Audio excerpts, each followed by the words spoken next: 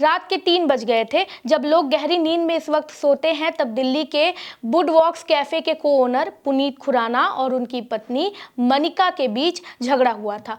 Call recording में आवाज गूंज रही थी, भिखारी तू मुझे बता तूने मुझे क्या दिया। कॉल रिकॉर्डिंग में मनिका कहती हैं तुम इसके लायक नहीं हो, और पुनीत सफाई देते हैं मेरा किसी से चक्कर नहीं चल रहा है, यानी शायद रिश्ते में तीसरा कोई और था।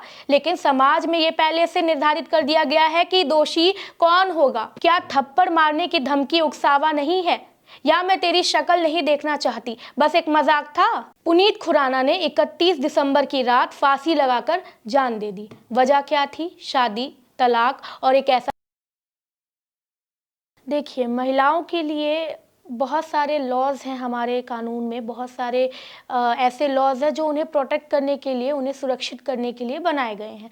अच्छी बात है, लेकिन ज़रूरी ये है कि प्रताड़ना तो कभी कभी पुरुष भी झेलते हैं। अगर महिलाएं प्रताड़नाओं का सामना करती हैं तो पुरुष भी झेलते हैं, लेकिन दिक्कत ये है कि अगर पुरुष के साथ कोई प्रताड़ना या पुरुष प्रताड़ित होता है किसी भी तरह से, तो वो कहाँ जाएगा? उसके लिए कैसे लॉज बनाए गए हैं, कानून बनाए गए हैं, किसका सहारा लेगा वो, ये बताइए। असल में क्या है कि महिलाओं के लिए बनाए गए कानून जो हैं, वो कुछ महिलाओं ने ऐसा फ़ायदा उठाना शुरू कर दिया है कि पुरुषों को अपनी ज़िंदगी ख़त्म करने के अलावा और कोई ऑप्शन नहीं दिखता है। क्योंकि ऐसी महिलाओं को ना ये यकीन होता है कि मेरा तो कुछ होगा नहीं, मैं तो अब ये धाराएं लगाऊंगी और कुछ भी होगा वो मेरे पति के साथ होगा, है ना, उस पुरुष के साथ होगा। यही तो होता है ना हमारे समाज में, बताइए। पुरुष जब अपने लिए इंसाफ मांगते हैं तो पता है क्या होता है? उन्हें 24 पन्नों का नोट लिखना पड़ता है, वीडियो बनानी पड़ती है। इतना ही नहीं, इतने से काम नहीं होगा, जान तक देनी पड़ती है, तब जाकर हमारे कानून के पल्ले में कुछ बातें पड़ती हैं। लोगों को नुकसान पहुंचाने का तरीका केवल शारीरिक नहीं होता है कि किसी को आपने मार दिया, किसी पे हमला कर दिया, नहीं। इससे भी ज़्यादा डरावना पता है क्या होता है? जब आप उस इंसान के सामने ना होकर, लेकिन फिर भी आप अपने शब्दों से, अपने बातों से उसको हरास कर रहे हो, मेंटली धमकियों से मानसिक प्रताड़ना दे रहे हो। ये होता है मेंटल टॉर्चर या मेंटली हरास करना कहते हैं इसे। ऐसा ही मामला दिल्ली के मॉडल टाउन के रहने वाले पुनीत खुराना का सामने आया है, वो भी मैं आपको बताऊंगी इस वीडियो में। लेकिन उससे पहले मुझे लगता है कि आप लोगों को अतुल सुभाष के केस के बारे में पता होगा, आप उनके केस के बारे में वाकिफ होंगे। पता तो होगा ही आपको कि क्या हुआ था, लेकिन उस काबिल एआई इंजीनियर के साथ क्या हुआ था, अगर इसकी जानकारी आपको अच्छे से नहीं है तो कोई बात नहीं, मैं आपको इस केस के बारे में पहले बताऊंगी। पहले अतुल सुभाष के केस के बारे में बात कर लेते हैं। उसके बाद से अपनी पत्नी और ससुराल के दबाव में आकर एक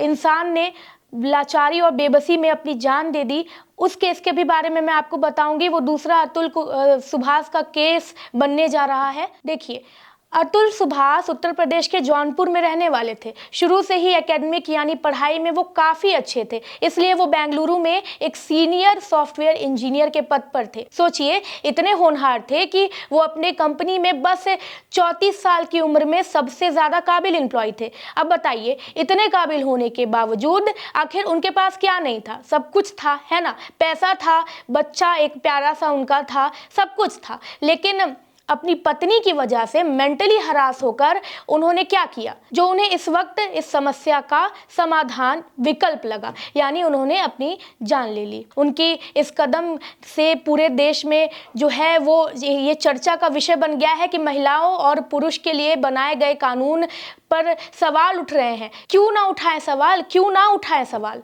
जितने केसेस अतुल पे बेबुनियादी तौर पर लगाए गए थे, दहेज उत्पीड़न से लेकर मारपीट तक, जिनका कोई प्रमाण नहीं था, उन केसेस में परेशान होकर ही तो उन्होंने ये कदम उठा लिया। तो क्यों ना उठाएं हम सवाल ऐसे कानून पर। सुनिए, अतुल सुभाष ने 34 साल की उम्र में अपनी जान दे दी। मरने से पहले उन्होंने 24 पन्नों का सुसाइड नोट लिखा और सोशल मीडिया प्लेटफॉर्म एक्स पर एक वीडियो के साथ अपनी कहानी दुनिया के सामने रखी। उन्होंने बताया कि कैसे उनकी पत्नी और उसके परिवार ने उनकी मानसिक तौर पर प्रताड़ना की। अतुल की शादी 2019 में निकिता सिंघानिया से हुई थी। वो दोनों एक सोशल वेबसाइट है, एक मैरिज वेबसाइट है, उसके थ्रू मिले थे। उसके बाद से उन लोगों ने 2019 में शादी कर ली थी। उनका एक बेटा भी है जैसा मैंने आपको बताया, लेकिन शादी के कुछ साल बाद रिश्ते में दरार आ गई। यानी निकिता जो है और उनके हस्बैंड हैं, उनका रिश्ता बहुत अच्छे से नहीं चल रहा था।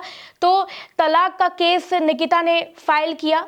फिर अतुल पर कई कानूनी आरोप लगा दिए। अतुल पर पत्नी को हर महीने गुजारा भत्ता देने का भी बोझ पहले से ही था, लेकिन फिर भी निकिता ने उनसे 2 से 4 लाख रुपए और मांगे। अतुल ये सब सहन नहीं कर पाए। लाजिम सी बात है, कैसे सहन कर पाते। अतुल ने अपने नोट में जो उन्होंने लिखा था मरने से पहले, उस नोट में बार बार उन्होंने यही लिखा कि मुझे न्याय मिलना चाहिए। उन्होंने अपने बेटे के लिए भी लिखा कि उसे उनके परिवार के पास रख दिया जाए, क्योंकि वो संस्कार नहीं चाहते थे कि वैसे संस्कार जो उनकी पत्नी में है वो बेटे के अंदर आए। नोट में उन्होंने कहा कि अगर मैं सिस्टम से जीत गया तो मेरी अस्थियों को गंगा में प्रवाहित कर दीजिएगा, लेकिन अगर मुझे न्याय नहीं मिलता तो मेरी अस्थियों को उस कोर्ट के पास के नाले में फेंक दीजिएगा। सोचिए, उन्होंने भी यही सोचा था कि शायद उनका ये कदम समाज के पुरुष उत्पीड़न के बारे में जागरूक करेगा, लेकिन क्या हुआ? और एक केस और एक ऐसा ही दुर्भाग्यपूर्ण कदम उठाया गया, जहां पत्नी और ससुराल के लोगों से परेशान होकर पुनीत खुराना, जो कि दिल्ली के रेस्टोरेंट संचालक थे, उन्होंने मॉडल टाउन स्थित अपने घर में पंखे से लटक कर अपनी जिंदगी को हमेशा हमेशा के लिए अलविदा कह दिया। ऐसा कदम उन्होंने क्यों उठाया, वजह क्या थी, इसकी ये भी जान लीजिए। रात के 3 बज गए थे। जब लोग गहरी नींद में इस वक्त सोते हैं, तब दिल्ली के वुडवॉक्स कैफे के को ओनर पुनीत खुराना और उनकी पत्नी मनिका के बीच झगड़ा हुआ था।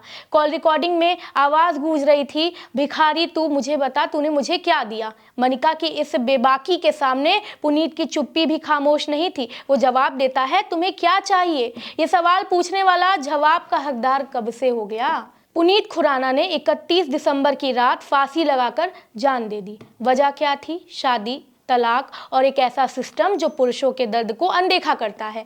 2016 में इनकी शादी हुई थी। 1.5 साल में रिश्ते बिगड़ गए और तलाक की नौबत आ गई। कॉल रिकॉर्डिंग में मनिका कहती हैं, तुम इसके लायक नहीं हो, और पुनीत सफाई देते हैं, मेरा किसी से चक्कर नहीं चल रहा है। यानी शायद रिश्ते में तीसरा कोई और था, लेकिन समाज में ये पहले से निर्धारित कर दिया गया है कि दोषी कौन होगा।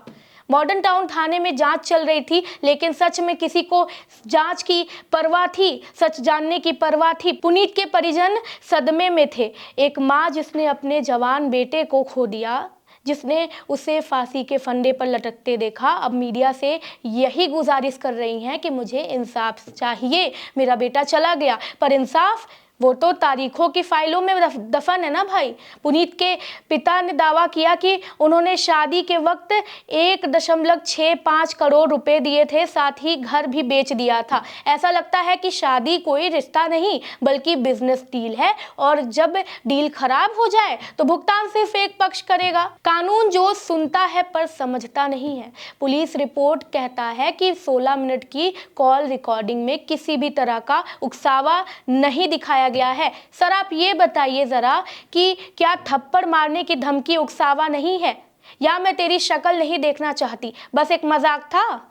पुलिस के लिए ये सब एक पैसों का मामला है शायद, तभी शायद उन्होंने वो 59 मिनट का वीडियो नहीं देखा जिसमें पुनीत ने अपनी पत्नी और ससुराल वालों पर प्रताड़ना के आरोप लगाए थे। पुनीत के परिवार ने बताया कि शादी के बाद से ही झगड़े शुरू हो गए थे। मनिका ने 70,000 रुपए हर महीने देने की मांग रखी थी। मेरा बकाया क्लियर करो, कानून की प्रक्रिया यही कहती है। अदालत मानो ससुराल पक्ष को गुनहगार उन्होंने ठहरा दिया है, और दूसरी तरफ मेनिका और उसके परिवार का कहना है कि वो पुलिस के साथ संपर्क में है। मीडिया के सवालों का जवाब देने के लिए मनिका जी के पास टाइम नहीं है, पर कोर्ट के चक्कर लगाने के लिए वक्त जरूर है। इस कहानी में कोई विलन नहीं है, क्योंकि हमारे समाज ने पहले से ये तय कर दिया है कि मर्द कभी विक्टिम नहीं हो सकता। आत्महत्या से पहले पुनीत ने 59 मिनट का वीडियो बनाया, लेकिन ये वीडियो भी परिवार को नहीं दिया गया। शायद वीडियो भी गवाही के लिए काबिल नहीं था। शादी के 1.5 साल बाद तलाक की नौबत आ गई थी, पर कानून की नज़र में पुनीत अब भी गुनहगार था, क्योंकि उसने अपनी ही जीवन को समाप्त करने का विकल्प चुना। पुनीत ने मनिका से पूछा, तुम्हें क्या चाहिए, लेकिन शायद उसे खुद से पूछना चाहिए था कि मुझे क्या चाहिए? इंसाफ। इस देश में इंसाफ की उम्मीद में लोग पन्ने लिखते हैं जनाब। 1 घंटे का वीडियो बनाते हैं, अपनी जान की कुर्बानी देते हैं, तब जाकर ये जो जुडिशियल सिस्टम है उनके कानों में थोड़ा जू रेंगती है, वरना कहाँ। अब सवाल ये है कि पुनीत खुराना का मामला हमें कुछ सिखाएगा या फिर ये भी फाइलों के अंदर दफन हो जाएगा। एक अतुल सुभाष का केस अभी ठंडा नहीं हुआ था, जो दूसरा केस है वो भी पुरुष समाज का आया है, लेकिन सवाल ये उठता है कि महिलाओं के लिए कानून बनाए गए हैं, महिलाओं को सुरक्षित रखने के लिए जो कानून उनको बनाए गए हैं वो हैं और वो पूरी तरीके से सम्मानित है, लेकिन यहाँ दिक्कत ये आती है कि कुछ महिलाओं ने इसी कानून का फ़ायदा उठाना शुरू कर दिया है। कुछ महिलाएं जो हैं आजकल की इस कानून का दुरुपयोग करती हैं। अब ऐसे में जो है पुरुषों को भी तो प्रताड़ित किया जाता है भाई, वो भी तो समाज का हिस्सा है, उनके लिए भी तो कानून व्यवस्था होनी चाहिए। ऐसी पुरुष आयोग कब बनेगा? जब 2-3 और अतुल सुभाष मारे जाएंगे, जब 2-3 और पुनीत खुराना केस होंगे, तब जाकर जो जुडिशियल सिस्टम है, हमारा कोर्ट है, उनकी आंखें खुलेंगी, कानून की आंखें खुलेंगी। यही देखना चाहते हैं लोग। अपनी राय कमेंट में ज़रूर बताइएगा। मैं हूं कृति मिश्रा और आप देख रहे थे भारत एक नई सोच। वीडियो अच्छी लगी हो तो इसे लाइक, शेयर एंड सब्सक्राइब ज़रूर करें।